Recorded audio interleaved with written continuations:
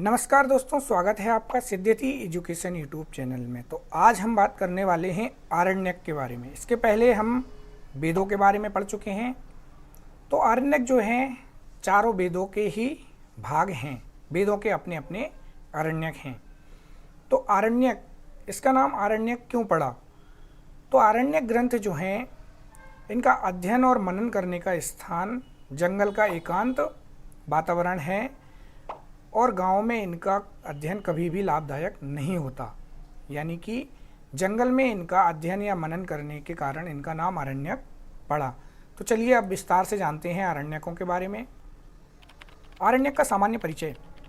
आरण्यक और उपनिषद ब्राह्मणों के परिशिष्ट ग्रंथ के समान होते हैं। सायणाचार्य के मत में इस ग्रंथ का आरण्य में पाठ होने से आरण्यक यह नामकरण सार्थक ही है। जैसे आरण्याध्याय नादितद आरण्यकमीतीर्यते आरण्ये तदधीतेत्येवं वाक्यम प्रवक्ष्यते। इन ग्रंथों के मनन स्थान जंगल का एकांत शांत वातावरण है। गांव के अंदर इसका अध्ययन कभी भी लाभदायक या उचित उपयोग नहीं है। संहिता मंत्रों में जिस विद्या का संकेत मात्र ही उपलब्ध होता है, यहाँ उसका विश्लेषण भी है। आरण्यक का महत्व सभी जगह स्वीकार किया गया है।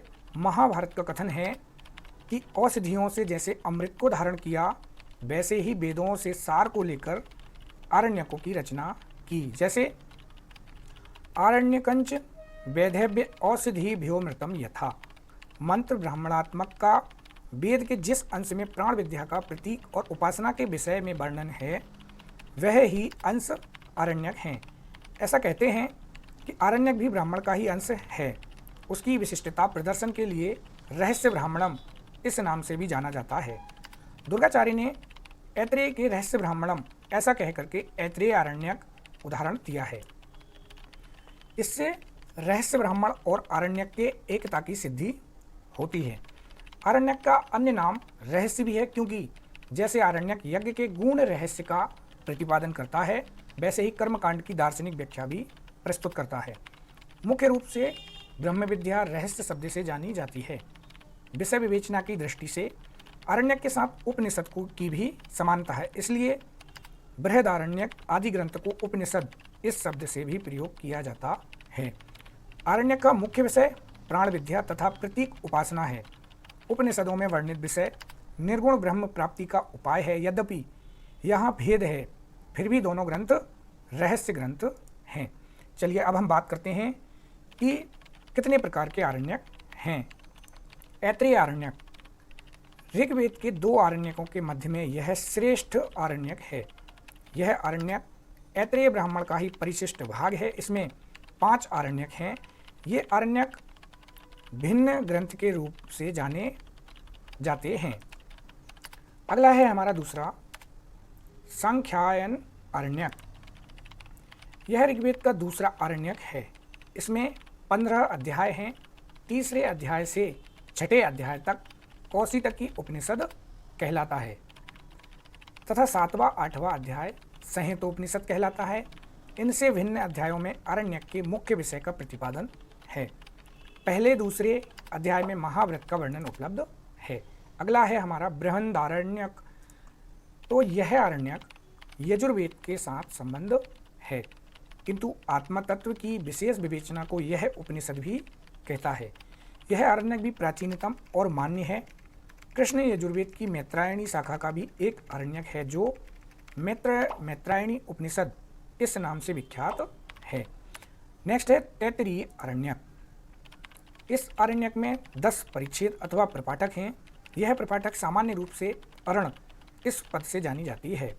इसका नामकरण भी उससे ही होता है। जैसे पहले प्रपाठक का नाम है भद्र, दूसरे का सहेब, तीसरे का चिति, चौथे का यंजते, 5वें का दैववे, 6ठे का परे, 7वें का शिक्षा, 8वें का ब्रह्म विद्या, 9वें का भृगु और 10वें का नारायणीय है।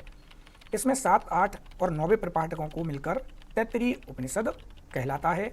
10वें प्रपाठक भी महानारायणी उपनिषद कहलाता है। यह प्रपाठक आरण्यक का परिशिष्ट भाग है। नेक्स्ट है मैत्रायणी आरण्यक। यह कृष्ण यजुर्वेदीय मैत्रायणी शाखा का आरण्यक है। इसको मैत्रायणी उपनिषद भी कहते हैं। इसमें 7 प्रपाठक हैं। प्रपाठक खंडों में विभक्त हैं। नेक्स्ट है तवलकार अरण्यक। यह सामवेद की जैमिनी शाखा का अरण्यक है। इसको जैमिनी उपनिषद ब्राह्मण भी कहते हैं। इसमें 4 अध्याय हैं और प्रत्येक अध्याय में कई अनुवाक और खंड हैं। अगला है छांदोग्य अरण्यक। यह सामवेद के तांड्य ब्राह्मण से संबंध है।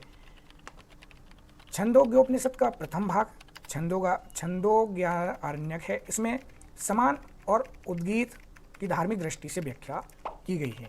अगला है 8वां गोपद अरण्यक।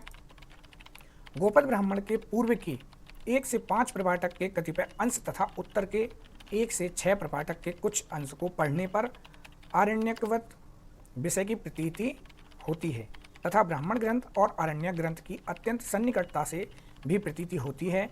प्रतीति की परिपुष्टि दृष्टिगोचर होती है। हो सकता है इसी आधार को मानकर डॉक्टर कपिल देव द्विवेदी ने गोपद ब्राह्मण के कुछ अंश पर विचार करते हुए गोपद अरण्यक की चर्चा की है। अन्य अतीतविदों के अनुसार वस्तुतः अथर्ववेद का कोई पृथक अरण्यक नहीं है। अरण्यकों का प्रतिपाद विषय आत्मदर्शन, परमात्म दर्शन, आध्यात्मिक ज्ञान आदि है। उपलब्ध अरण्यकों की संख्या 6 है। आचार्य भगवत दत्त जी एवं आचार्य वाचस्पति गैरोला ने सम उपलब्ध अरण्यकों की संख्या 8 मानी है, जिन्हें हमने पढ़ चुके हैं। तो इसी के साथ वीडियो आपको पसंद आया है तो वीडियो को लाइक करें और चैनल को सब्सक्राइब करें। अब मिलते हैं अगले वीडियो में इसी के साथ। धन्यवाद।